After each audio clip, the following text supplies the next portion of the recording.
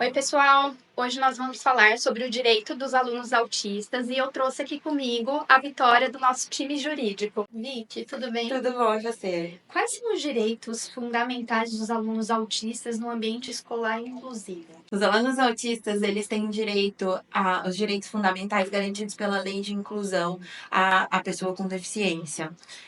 Nessa lei, garante que esses alunos tenham direito a estudar com os demais alunos, oferecendo um plano individualizado, educacional, que é denominado como PEI, e ele garante também que essas crianças tenham acesso aos materiais, à tecnologia, a profissionais dentro de sala de aula para que garantam acessibilidade, garantam também um ambiente livre de discriminação. E dentro disso, Karen, você pode comentar um pouquinho com a gente que tipo de adaptação uma escola pode trazer para um aluno autista? Primeiramente, Vicky, a gente tem que entender que quando a gente fala em adaptações, eu considero no mínimo 3 tipos de adaptações diferentes. A primeira delas são as adaptações físicas, que elas vão estar muito mais relacionadas a nível estrutural. O que essa escola pode fornecer a nível de estrutura física mesmo? Então, no provimento de uma rampa para uma criança que seja cadeirante, na colocação de piso táteis, ou mesmo no uso de comunicação alternativa, né, sobre determinando o que cada espaço ali pode significar para aquela criança, né? A segunda delas são as adaptações atitudinais, que elas vão estar muito mais ligadas às práticas, atitudes e comportamentos dessa escola, visando promover maior autonomia, cidadania, né, e respeitando todos os direitos e igualdade desse aluno, né? Ela vai estar muito mais ligada à cultura que essa escola quer promover, né? Como meio impeditivo de preconceitos, de estigmas, esse tipo de coisa. E a terceira são as adaptações curriculares, né? Que vão exigir, então, qualquer modificação e estrutura nesse currículo. Ou seja, adaptar o tempo de aprendizagem desse aluno, reduzir conteúdo, suplementar conteúdo. Então, são algumas coisas mais ligadas a nível do currículo em si. Certo. É tornar o ambiente escolar mais acolhedor, entender o ritmo de cada criança, as necessidades de cada criança, né? Exatamente. É a gente pensar no individual. Eu acho que esse é o ponto fundamental. E é interessante nesse ponto que a figura do mediador ou do profissional de apoio vem dentro desse terceiro item. Esses profissionais eles podem ser solicitados para auxiliar na interação social, na comunicação, na organização pedagógica, quando acontece alguma sobrecarga dentro do ambiente. E o importante é que tanto o mediador como o profissional ele pode ser solicitado tanto na rede pública quanto na rede privada de ensino.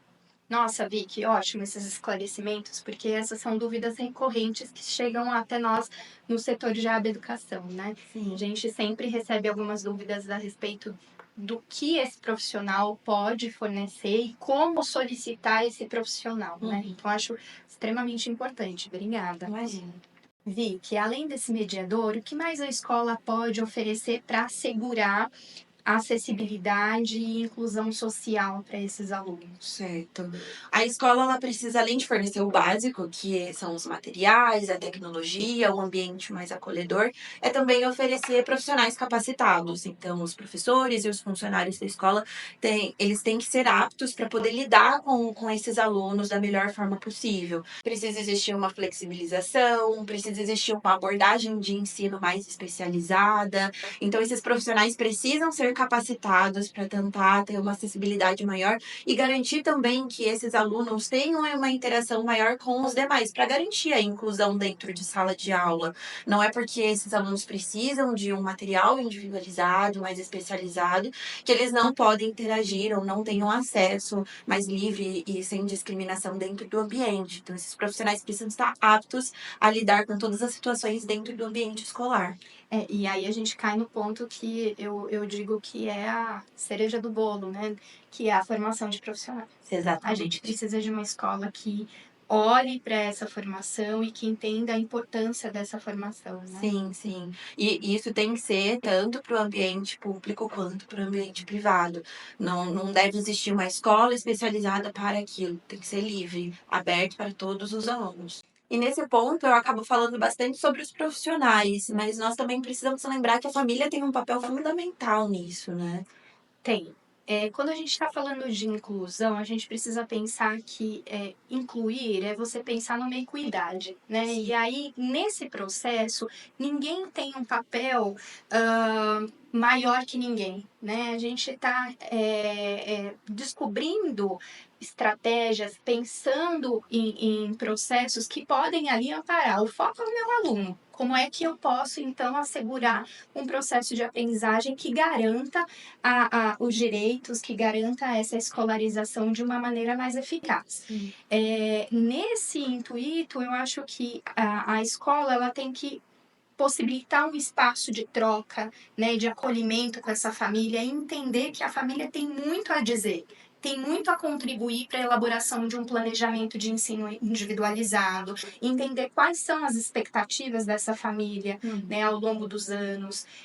Então, acho que esse é um ponto fundamental, sempre colocar a família ali como pertencente a esse processo mesmo. E que, para a gente finalizar, como que a legislação ela garante práticas inclusivas para alunos autistas? O Estatuto da Pessoa com Deficiência, a Lei Berenice Piana, garante que a escola deve se adaptar ao aluno e não ao contrário. Então, garante uma responsabilização, uma socialização maior para acesso pleno à educação, juntamente com os demais alunos, porque isso garante uma política livre da discriminação, acesso à grade curricular e extracurricular, para que esse aluno se sinta pertencente àquele ambiente, né? Então, é importantíssimo que essa lei ela visa ali garantir essas práticas mais inclusivas para esses alunos. Vicky, muito obrigada pela sua participação. Acho que a gente conseguiu tocar em pontos que são extremamente importantes, né? As famílias, as escolas, né? É importante que eles entendam quais são esses direitos, né? Pautados aí em leis, e o quanto isso pode repercutir na qualidade de vida desses indivíduos. Então, acho que isso é fundamental. Muito obrigada. Imagina, eu que agradeço.